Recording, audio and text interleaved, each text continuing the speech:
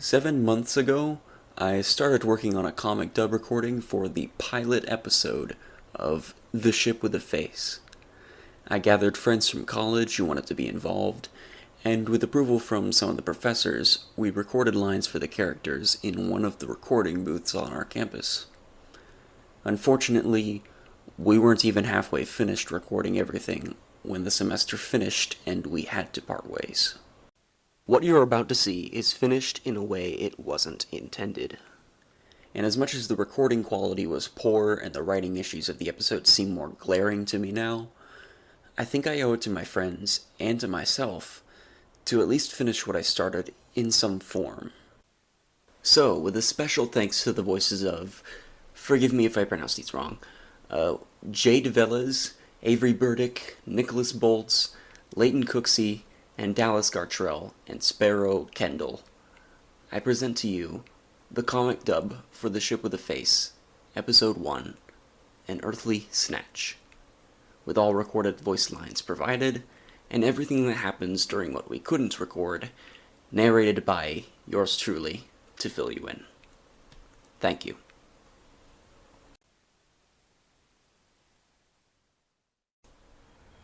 The year was 1979. The place was Earth, and two young girls were laying upon a hill, watching the stars. What do you think it would be like to fly away? To fly away? Like Peter Pan or something? Yeah, just to fly away and leave everything here behind. Everything that keeps us trapped. I don't know, Hannah. I'm not sure what to say to that. I mean, wouldn't it be nice if we could just leave our boring lives? School, homework, it's all so repetitive. Well, if I did that, then Tug would worry about me. Hell, he could be wondering where I am right now. Hey, don't worry about Tug, alright? Let's just hang out here. Forget the world, I guess. Oh, by the way, Wendy, this last comic, I want you to have it. Really? Here, take it home with you. It's a good one. Thank you. I'll put it in my backpack later. We should hang out more often, especially here. The shadowy trees, the stars. It's all so atmospheric. I like it. I lay here alone too much, though. I like this place too, but are you really sure we should keep at this? Tug doesn't even know I've been talking to you. What if he tries to call me one night and I'm not by the telephone? Well, we may be laying in dirty grass and staring at the sky for no reason, but other than that, nothing weird is going on. We should be alright. But this is different. I've been friends with you for a few weeks, but I've been with Tug for several months now. If he wants to know where I was tonight, he'll ask, and, well, I have got to answer. He'll be mad if I don't. Let's just pack these comics up in 10 minutes and never meet here again. I've got to be more careful.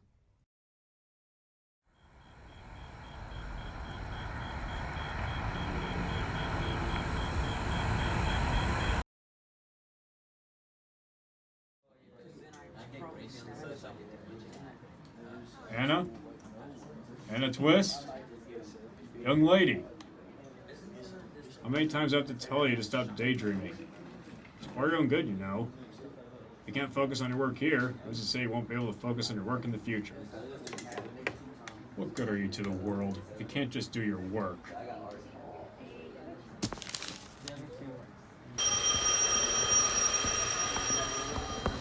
Yeah, girls can't resist me. What can I say? They'll just fall for a tough guy like me. See this blade? I earned that shit. Some other guy was too weak to keep it, so I lifted the burden. And what about you, Tug? Your face was pretty bruised up the other day. What was that all about? Tug immediately gets defensive, lashing out at his friend for suggesting he might be vulnerable, and lashing out at his other friend out of paranoia. I'm a split. You two better not follow me. Get out of my way, freak shit.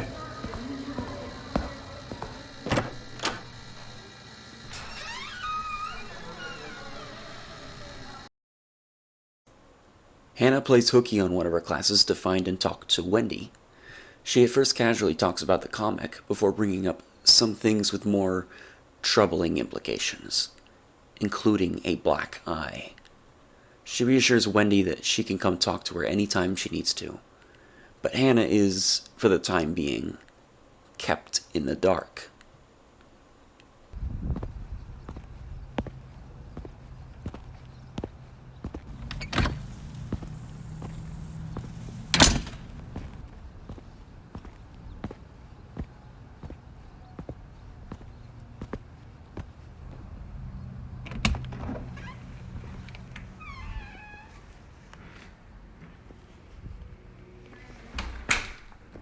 Good afternoon, Hannah. How are the grades? How's our little girl? Did you make them all proud for us? Sure. Hey, I've got some homework to do. I'm gonna go to my room. Well, don't let this be an excuse to hide away like last time. Make yourself useful and clean up this pigsty. Lots of our stuff still reeks of the poor. Especially that stupid tie of yours. Hey, it wasn't cheap, you know. Besides, it hasn't been easy to pay for fixing our appearance since we moved here. We don't nearly have that kind of money. But we'll get there. Of course.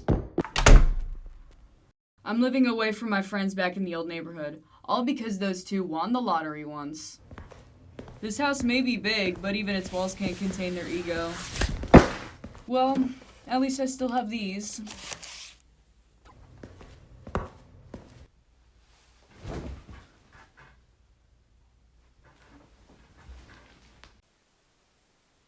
God, I read these like countless times, and every time they get better and better. I've always loved Super Wonder, fighting space Nazis with her laser pistol. If only I could visit outer space. Imagine that. I can't get enough of this, and I owe it all to Frank. Good old Frank. Poor guy was trapped in a low-paying job at the back of the comic store, and he bothered to get me these as a gift.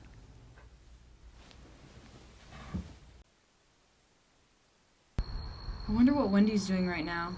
I hope she's alright.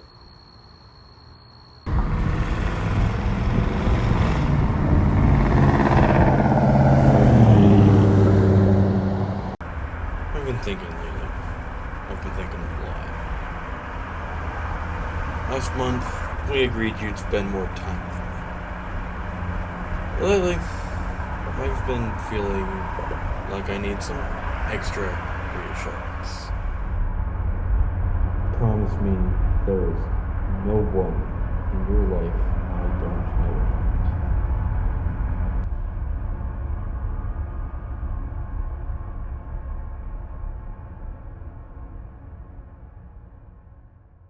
about. Trapped.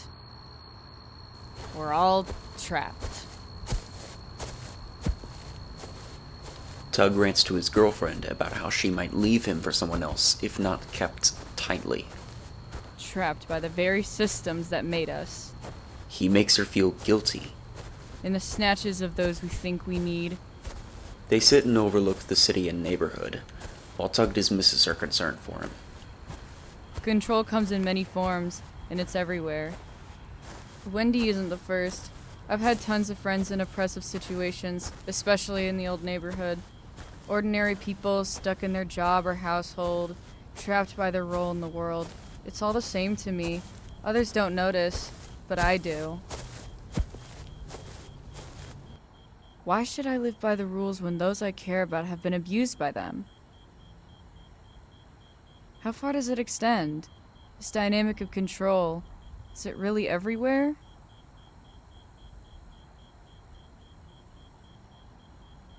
I wonder what's out there.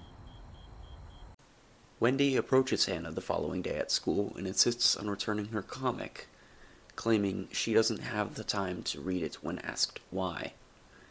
Hannah insists on her keeping it so they can read while they're hanging out at the hill in the forest clearing, reassuring that she will always have time for her friend.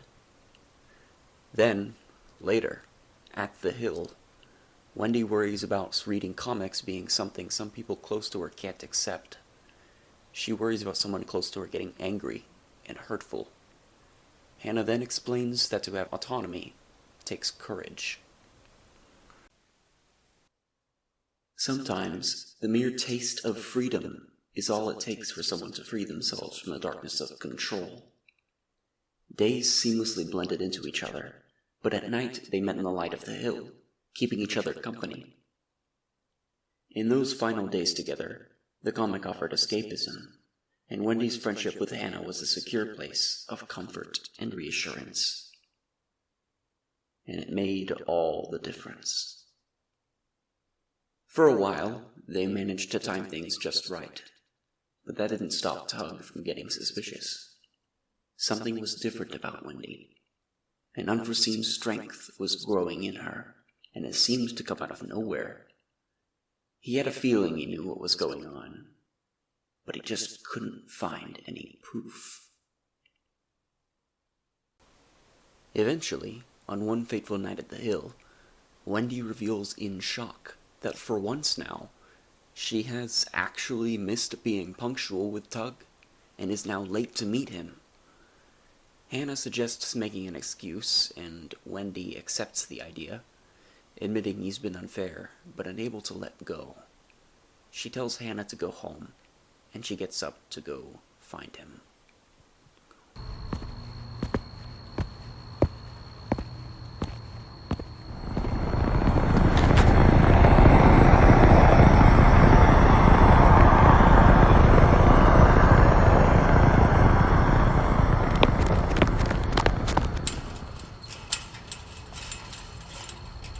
Hannah follows the mysterious green light through the forest to a clearing, where she happens across Wendy approaching Tug.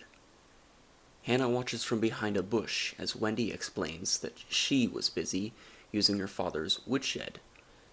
Tug says that's impossible because he's seen it already, furiously insisting that Wendy's seeing another guy.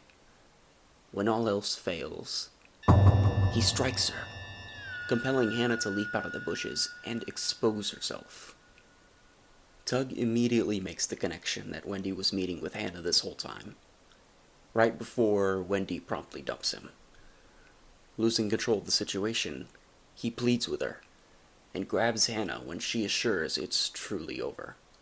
Hannah, being held up by the shirt, then realizes something. She boldly calls Tug out on being insecure about his masculinity, pointing out that even he is ensnared by standards and trapped like everyone else. This strikes a sensitive nerve in him, and he pulls out a knife.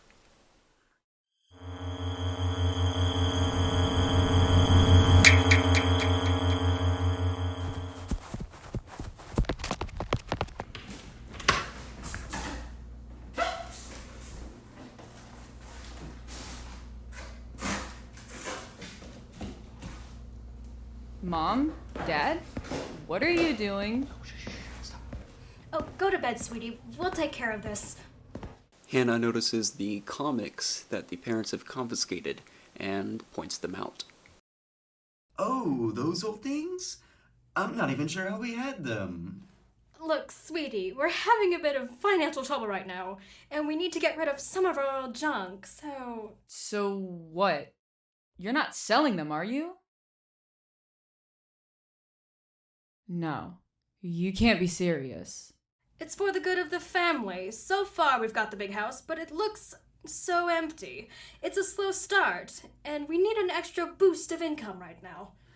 Besides, this is for your own good. You've lost a lot of homework time to these. What's in them anyway? Don't open them up now. They'll get disorganized. Hey, I was just curious. Why don't you go be curious somewhere else if you're going to do that? I'm trying to help. Go easy on me. Hannah, touch them and you're grounded.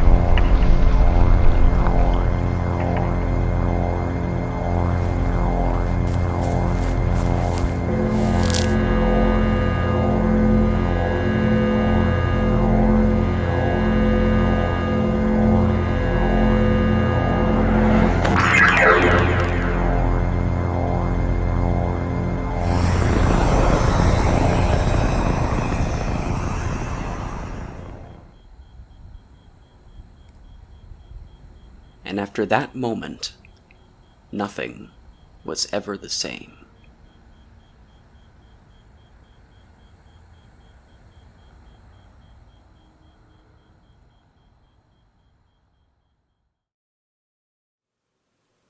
Hey, whoa, what is this? It's the outro. Yeah. Anyways, thank you. Thanks for watching. This was quite the undertaking. Pretty much all of the sound effects and even the bit of like the music that I made. I mean, I recorded all of that and like edited it, and yeah, except for like a couple of like door opening sound effects. That's about it. Anyways, I put some links in the description to the Instagram channels to like 2 of the voice actresses who were helping me out with this. And I highly recommend you check them out. They're really good friends of mine, even though I don't really visit that college that much anymore. I should pick that up again. I should go see them every now and again. Anyways, I'm freeballing this, by the way. I don't have like a script or anything.